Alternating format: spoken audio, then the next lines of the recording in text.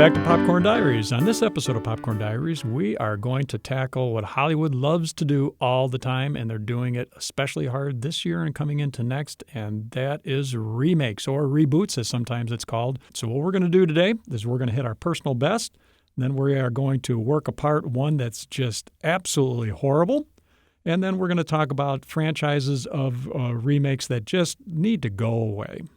So let's go roll around to our personal best, and we're going to start with Adriana. What is your personal best? Well, my personal best in remakes, where I like the remake more than the original, would be The Dawn of the Dead. I personally like the 2004 version much better than I did the 1978 version. Mm-hmm. And it's not just because it was updated for the times. Simply, I feel that the story was better covered. Yep. I feel that the story came together better. There wasn't so much of that element of goofy comedy like we had with the original. I just feel that the actors of the 2004 movie, including Ving Rhames, Mckee Pfeiffer, and Sarah Polley, just did a much better job in portraying people that were surviving. Mm-hmm. You know, the world is going up in flames around them. They're pretty much one of the last survivors around them. Yep. You know, all they see is one survivor across the parking lot. But other than that, they are in the small together alone. There's more characters. And then in the end, we have, you know, them trying to find a better place, but it just isn't happening. I just feel that the movie did a much better job than the original one. George Romero was involved in both projects. He himself really did like this movie. He said he had some reservations, but he did like this movie. So I just really feel that the 2004 was a better version. Yeah, and it was very successful, too. And, you know, the original was not that bad. No. And that's what makes this so special is we do have a remake that improved upon a fairly decent movie to begin with. Yeah, I mean, and some of the drawbacks of the original movie were the fact and the time that it was made. Special effects makeup wasn't a huge part of Hollywood at that time. True. So the special effects department decided to paint the zombies gray because of the fact that Night of the Living Dead was in black and white. And it turns out that it was a mistake because a lot of the zombies look blue, not gray. Yeah, they had that little tinge to them. Yeah, and then, you know, you had the actors that played the zombies. They weren't very convincing. They were just kind of shambling around. Yep. Whereas opposed to the 2004 version, we have much better makeup, of course. They did have different stages of zombies. So you had the newly turned, which were pretty bloody and eviscerated, and then you had the ones that have been around for a little bit, so they had like the brownish blood, and then you had those that were just they've been here for a while. They're really rotten, so their blood is like oil. So just those little attention to detail make this movie so much more realistic. Not to mention that I really love the opening of this movie. The fact we don't start off with the zombies already being you know, all over the place where that happened in the original. We start out the day that this happens. And just that first scene where, you know, the little girl opens the door and she attacks the husband and the wife is just like running for her life. And then her driving through the city, not knowing where to go, you know, seeing everything kind of fall apart around her, was extremely well done, and it really gave me chills. So to this day, this is one of my favorite zombie movies. Yeah, and I think it'll stand up going forward, and obviously zombies are a big deal now with, you know, things like The Walking Dead and so many other movies that have come out.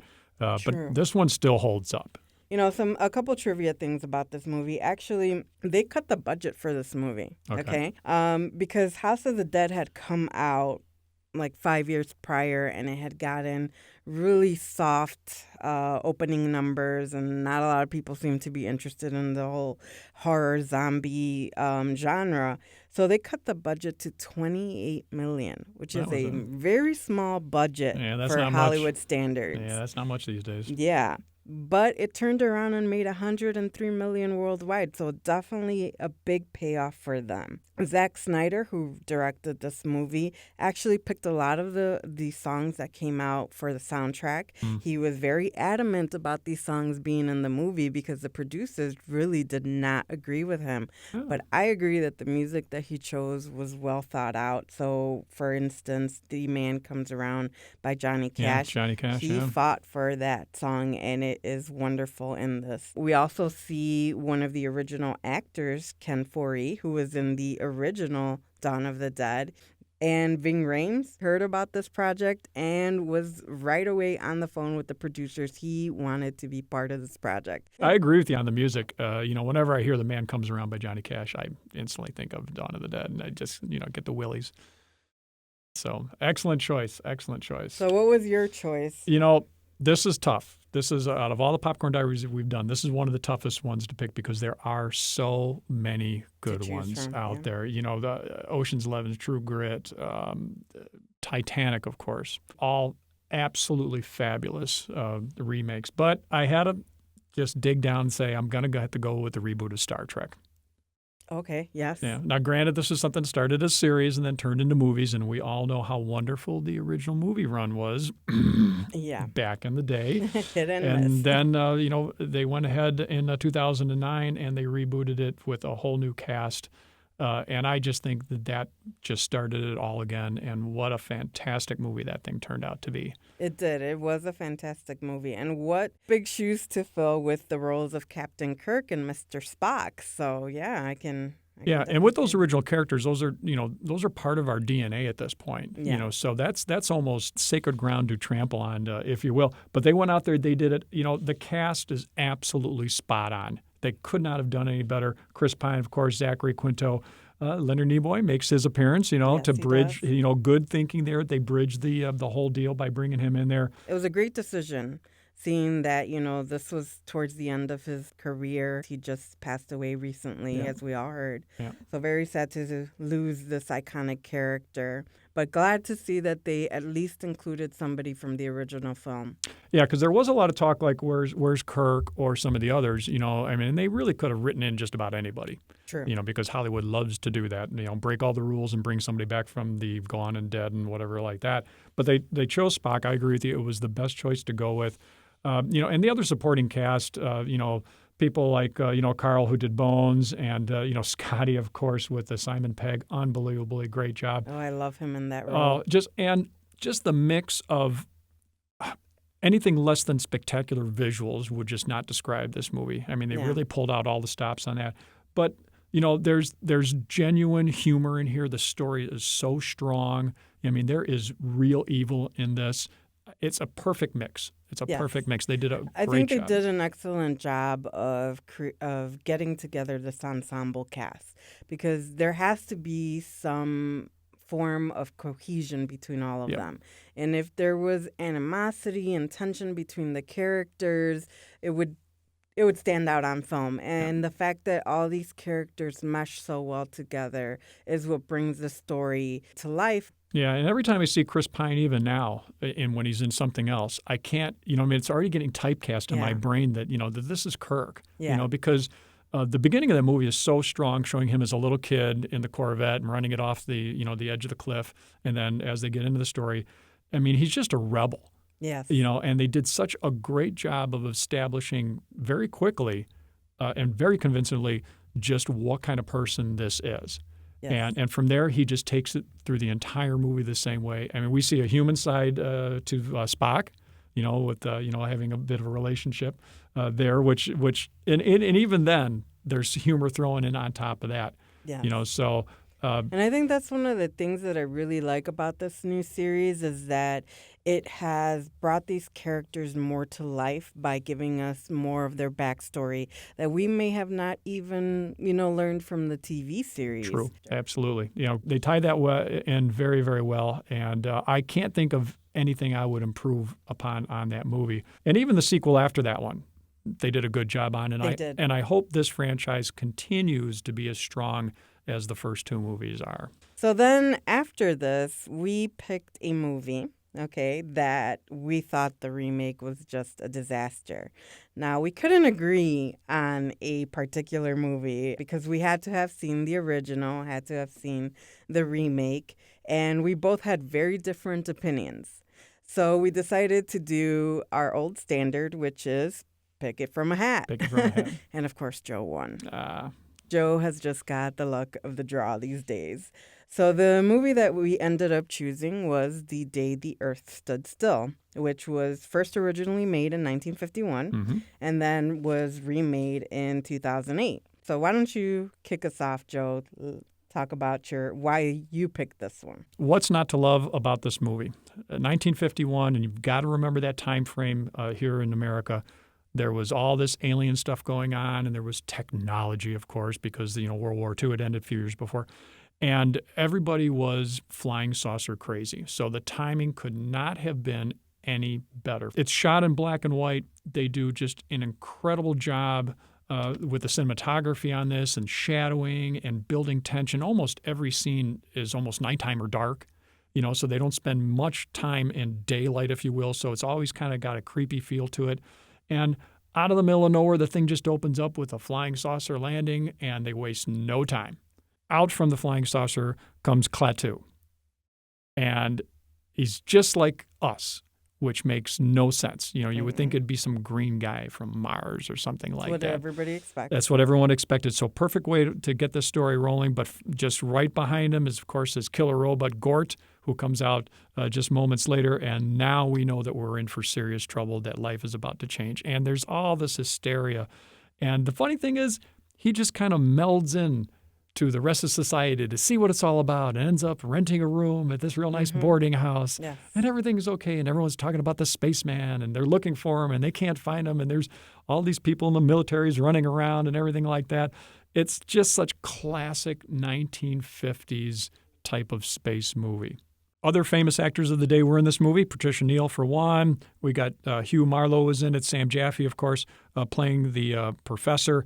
And, of course, there was Frances Bavier, who came from Mayberry series, and she was in there. And there was a couple other minor characters from Mayberry in there also, if you kind of spotted them.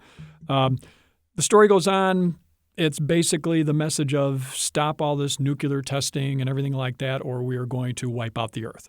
Yes. Okay, what a great storyline. Stop screwing around, or that's it, you're done. Well, I think that me watching this for the first time, and I watched them in reverse order because I'd already seen the 2008 version. This was a little bit different for me. It was kind of a little bit hard to take because I thought it was really ironic that an alien race that pretty much tells us they could destroy our planet is afraid of a nuclear weapon. So I thought that was fairly ironic and not plausible. But for the time that this was developed, we had just come out of World War II. People were still very much afraid that, war was going to erupt again. Yep. We had all these tensions with different countries. So I think that played a major role in how people viewed this film. Because watching this movie today, I was not in any way, shape, or form scared by it. Yeah, worried that this was going to happen. So it's you have to really think of the time frame that this was played, of the tensions that were in play in the world at this time. So that's the only thing I think really played into this movie being this successful. Yeah. Because it's very, very classic 1950s. There isn't anything extraordinary about it other than the fact that the actors did an excellent job. All the actors did a great job for what this movie was. You're right. The time frame that this was made and shown is critical to accepting the movie.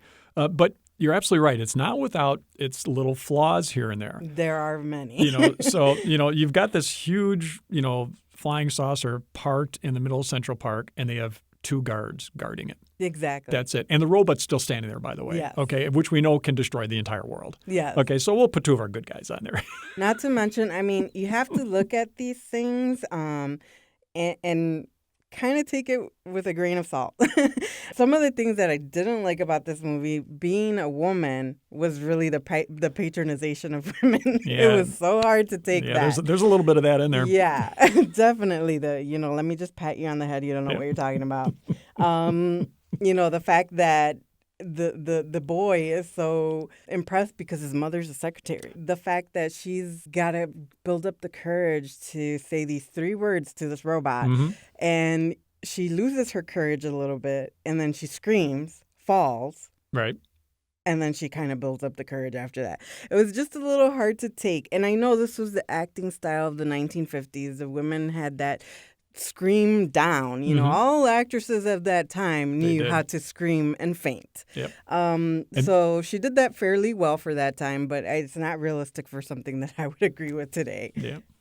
And she recovered right away. As soon as yeah, she she screamed, recovered. and then all of a sudden she spits out the 3 words that saves the world. Yes. And everything's okay. And then the end, for me, the ending was a little anticlimactic. You know, he comes out, he says his speech, Yep. and says, "We'll await your answer," And then leaves. And then leaves. And But- I'm like, okay, how are we supposed to answer? Yeah. But there were so many movies back in that time frame that ended that way. ended that way. With Yes, the exactly. message, stop what you're doing, or that will be the end of And I all think that mankind. was exactly what they wanted to do. This movie was about giving a message. Yeah, no doubt. And the message was that war was going to bring us to our end. And then 57 years later, Hollywood thought it would be good to remake it. All I got to say is every one of the actors that were in the 2008 version obviously needed the money. It's, how do you describe it? Well, we disagree. I don't think that this is a great movie. I really do not. But I don't think it's as bad as other movies. So I wasn't like agreeing with you on this one. This one I kind of pull a little away from you. But yes, definitely not some of the stellar performances from any of these actors. Well, let's talk about the opening, okay? Because it's so different. Again, back in 1951, flying saucer comes down and lands. Okay, everyone's scared to death. Now we have this globe, or whatever you want to call it, that was obviously made for about $1.95. In the special effects lab. I mean, they couldn't come up with a decent-looking ship, something that would be ominous and scary. I prefer the orb because it's completely unknown. Okay. It's the element of the unknown. You don't even know how to get in the thing. It's just a glowing ball. What the heck is it doing, and what can it do? Okay, but you have to admit it was a little too easy for him just to walk out and say, "Here I am." Okay. It's the same as in the 1950s movie. He walked out and he was like, "Hey, look, I bring you a gift. Oh, no, you shot me." It's the same premise, the same exact type of scene. Okay, and then we have, of course, Keanu Reeves playing Klaatu, fairly fresh off of his very good run with The Matrix that ended a few years before that. I'm sorry, he was so one-dimensional, so cardboard. I'm surprised he didn't stand there and say, "Whoa." But I thought that was the point. If it was the point, I didn't buy it. I know we have very different views on this movie. I know that. Okay. But I think, but I do agree with you. It wasn't the best remake that they could have done, but I do think that they did a good job in actually putting out a message that we may have overlooked it, or we tend to deny the fact that, hey, we really need to take care of our planet is a different story. But the message is clear. We really do need to take care of our planet. Yeah, I do agree with you because the message repeated several times in the movie was pretty good about, we don't change as a species until it's almost too late. Yes. Okay. So they say several times there, and I was okay with that. That did make sense. It did tie in. Again, I just wish there was stronger performances, not only by Mr. Reeves, but all the other all characters. around. Even John Cleese. Really, John? Slow day. Had nothing to do that day. I told Miss he was hesitant about doing this role. A couple things that were a little hard to buy into. At one point, I think Klaatu says there's only a handful of planets that can support life like Earth, and that's why this is so precious. Sorry, I didn't buy that because there's a gazillion planets out there, and really there's only 4 or 5, and that's it. Yeah. Okay, so that was hard to swallow. And I think we could probably both agree the special effects on this movie, especially Gort, really, it was almost comical. It was so bad.